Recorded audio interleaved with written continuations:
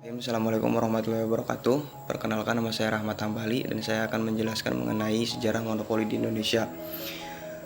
Indonesia sendiri adalah negara yang sangat kaya akan sumber daya alamnya dan didukung oleh letak geografisnya yang sangat strategis, sehingga akan sangat potensial untuk dikembangkan oleh para pelaku bisnis. Dalam sejarah bangsa Indonesia, tentang praktek monopoli dimulai pada masa penjajahan Belanda, di mana adanya suatu organisasi perdagangan yang bernama POC yang melakukan monopoli perdagangan di wilayah Indonesia. Munculnya Undang-Undang Nomor 5 Tahun 1999 merupakan puncak dari berbagai upaya untuk mengatur masalah persaingan antara pelaku usaha dan larangan melakukan praktik monopoli. Dalam sejarahnya, upaya untuk membentuk hukum persaingan usaha telah dimulai sejak tahun 1970-an. Berbagai rancangan undang-undang dan naskah akademis telah dimunculkan, namun baru pada tahun 1998 sebagian karena desakan International Monetary Fund atau yang kita sebut dengan IMF.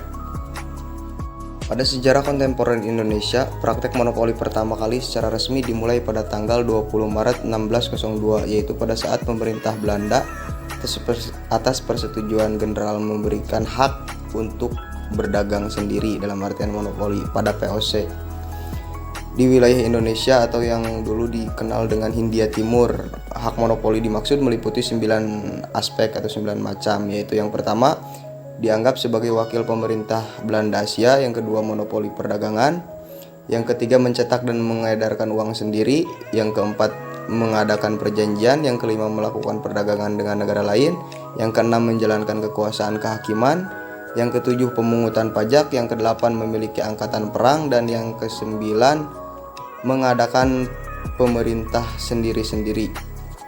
Mungkin sekian dari saya mengenai sejarah monopoli di Indonesia.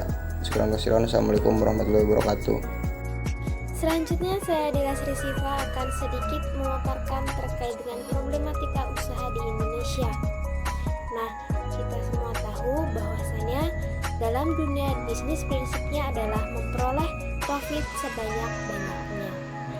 Nah, hal itu tentu saja wajar selama dalam menjalankan usahanya tidak menimbulkan monopoli dan persaingan usaha tidak sehat. Praktik monopoli inilah yang merupakan salah satu problem dalam persaingan usaha,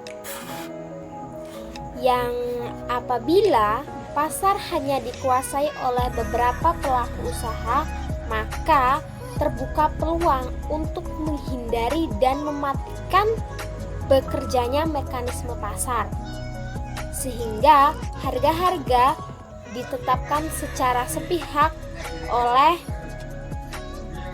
pengusaha tersebut dan merugikan masyarakat. Yang diajukan keberatan melalui pengadilan negeri dibatalkan dan dinyatakan tidak melanggar.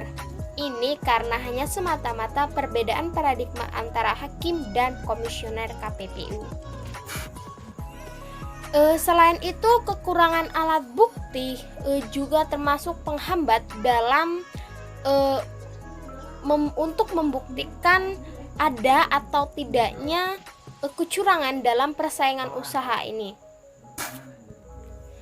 Tentu saja kenyataan ini membuat dalam penegakan hukum persaingan usaha ini menjadi sedemikian sumir dan menyebabkan ketidakpastian hukum.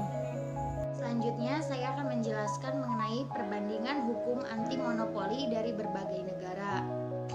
Nah, sebelumnya saya akan menjelaskan kebijakan anti monopoli dalam perekonomian di Indonesia, di mana hal ini diatur dalam Undang-Undang Anti Monopoli Nomor 5 Tahun 1999, di mana undang-undang ini lahir di saat masyarakat dan bangsa kita merasakan pahit dampak dari konglomerasi perusahaan-perusahaan. Nah, tujuan dari adanya undang-undang anti monopoli ini yaitu menciptakan kesejahteraan masyarakat. Nah, tujuan ini akan tercapai tercapai apabila terdapat kebebasan masyarakat dalam memilih produk-produk yang hendak dikonsumsinya. Nah, kemudian bentuk-bentuk pilihan masyarakat itu diwujudkan dalam keunggulan seperti harga, kualitas, ketetapan penyerahan, dan layanan. Nah, berbagai keunggulan yang dituntut masyarakat tersebut itu akan mengarahkan produsen menjadi lebih efisien dalam menjalankan usahanya. Nah, kehadiran Undang-Undang Nomor 5 Tahun 1995 ini tentang larangan praktek monopoli dan persaingan usaha tidak sehat telah banyak memberikan arti bagi perubahan dalam iklim berusaha menjadi lebih sehat dibandingkan sebelum diberlakukannya undang-undang ini. Selanjutnya yaitu perbandingan hukum anti monopoli di beberapa negara. Nah, undang-undang lahir karena adanya kebutuhan yang bisa berubah dan berkembang dari waktu ke waktu. Nah, di Amerika, Eropa maupun Asia mempunyai alasan yang berbeda sewaktu melahirkan ataupun mengubah undang-undang anti monopoli. Nah, di Amerika Serikat, anti monopoli ini disebut dengan trust law.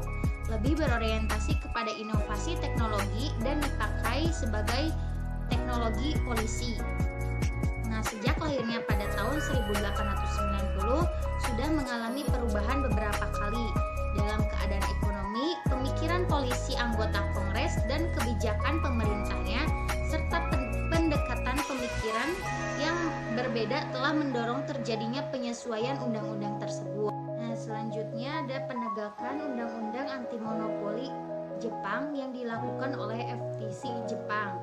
Nah, lembaga peradilan kewenangan FTC Jepang ini yaitu di dalamnya terdapat kewenangan mengenai administratif, di mana hal ini memberikan persetujuan kepada beberapa perjanjian atau konsultasi dengan badan lainnya. Nah, selanjutnya yaitu adanya wewenang yang bersifat kuasi legislatif. Maksudnya yaitu perbuatan peraturan. Dan yang ketiga, wewenang yang bersifat kuasi yudisial. Nah, kewenangan yudisial ini memang pada dasarnya dimiliki oleh lembaga peradilan. Akan tetapi, FTC Jepang